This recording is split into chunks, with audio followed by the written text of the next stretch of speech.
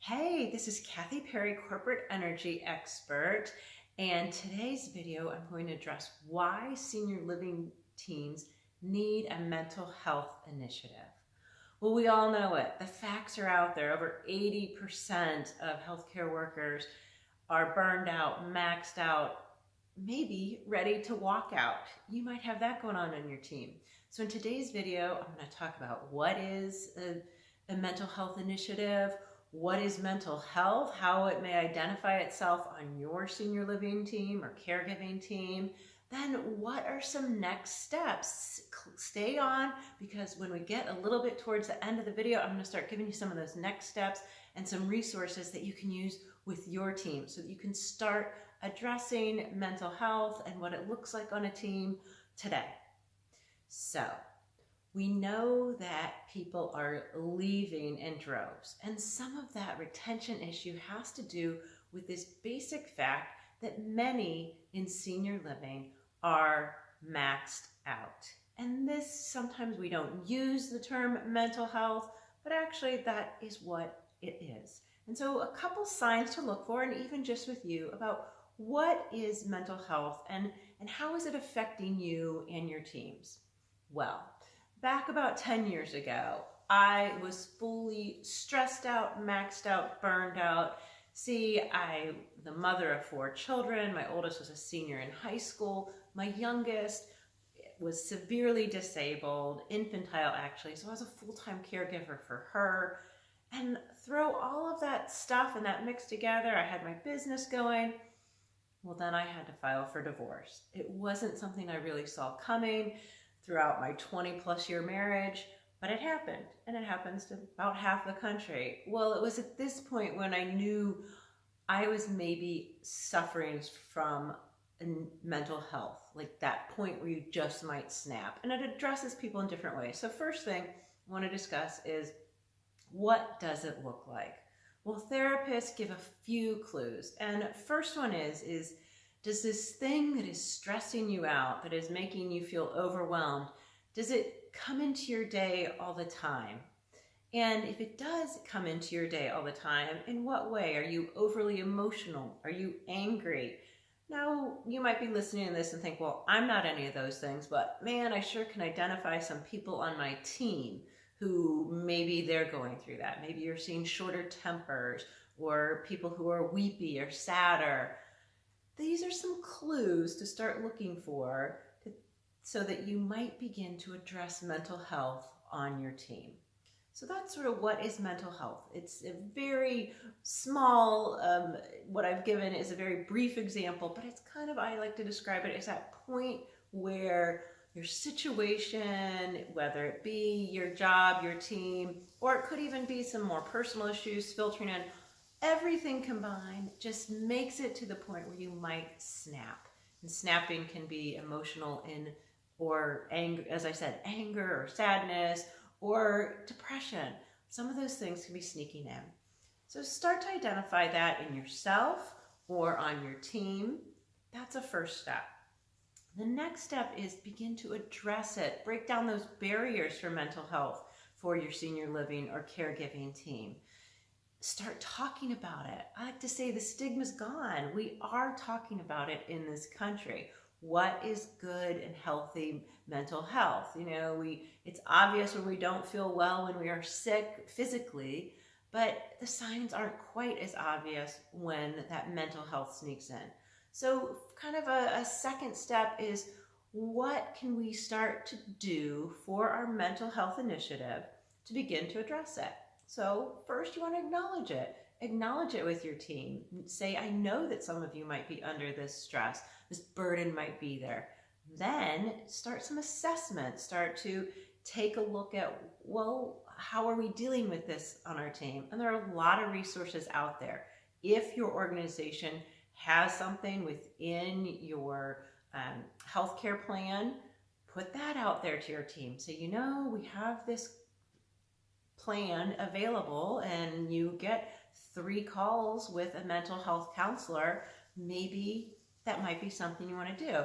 And often communication is this first step, and you might feel awkward about it, but I know many of you have morning huddles. So many of you have a daily email. If you're a regional ops, you might have 10, 20, 30 people under you. Start to talk about how can we begin to communicate. So that's kind of looking at this next step, is assess and communicate that you are interested, that you care, that you want to know about how your teams are doing mental health. Well, then that third phase is actually implementing. You gotta make some action happen. And some of the ways that I really think this can happen are simple, small steps. I know you're all out there saying, we don't have time. We don't have time for one more thing. We're already short-staffed. How do we do it? Well, think about who's involved. And I know you're watching and you might be a team of 1, or you might have 5 on your team, or you might have 20. Whoever is directly working with you, the easiest way to do it is daily. And daily with short, small actions.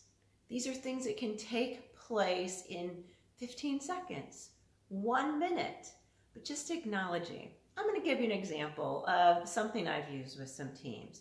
It's called a daily resilience plan. And stay till the end, because I'm going to give you a resource about how you can get your own daily resilience planner. But however you communicate on your teams, whether that's an email or whether you have a system within your organization where you're getting pings, or you're getting acknowledgement.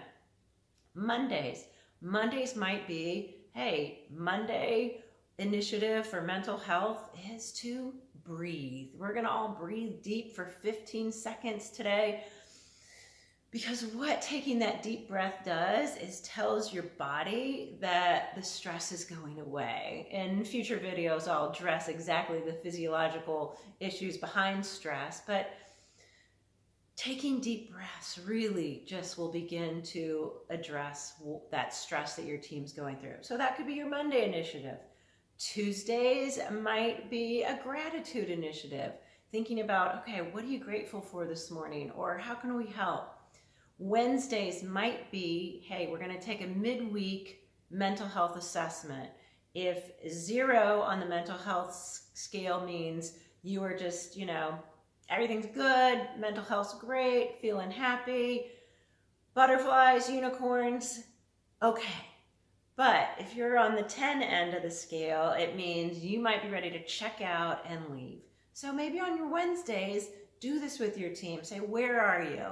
And if you got a whole bunch of 8, 9s, and 10s, well, then you might want to go to the next level and get a little deeper with them and start to talk about some of those resources. Thursdays, why don't you make that one about humor? Humor has a lot of capacity to disarm that mental health and that stress that we might be going through. So maybe Thursdays, just sending out something funny, come up with your best jokes, Fridays, I'm leaving that one up to you. Friday's the best day, so you could come up with an initiative to really inspire mental health. Maybe that's a physical thing. Maybe you're going to encourage your teams to get 15-minute walk-in, or whatever it is that will help release some of that stress. Now, I know these sound like simple tactics, and if someone truly does have a bigger mental health issue, you're going to have to do the harder work. You're going to have to do that assessment with your team, really help them find those tools that they might need, that next step resource. Because most of us, I'm assuming, who are listening here, are not mental health counselors. And that should not be your role on your team. So have those resources. If this is coming from the top down, make sure you have them, because we're losing people. We're losing really great people in senior living and caregiving. And we know why. It's hard. It's difficult to put yourself out there for others all the time and not feel like you're getting that back. So the reason you really need that initiative and get it going is sooner than later is because you want to keep your good people and you want to make sure they are happy, because caregivers care. That's what we do. That's the heart of who we are. So don't lose them because you are not addressing mental health. So in the description below, you're going to find a link where you can get resources to start this mental health initiative. First, you're going to get a daily resilience planner. It's going to help you think about how stretched you are, how stretched your teams are, talk about gratitude. Next, you're going to get an outline of how to care for caregivers. Just a simple 6 steps of what it looks like to really begin this caring process for your team. And then finally, you're going to get 7 tips to re-energize your teams. So simple tips, kind of broad outlines, but if you stick with this video series, I'm going to be giving you tons of tips, tools, and tactics that you can use to re-energize, power up, and be the caregivers that you are. So thank you so much for watching. This is Kathy Perry, corporate energy expert, helping you and your teams power up.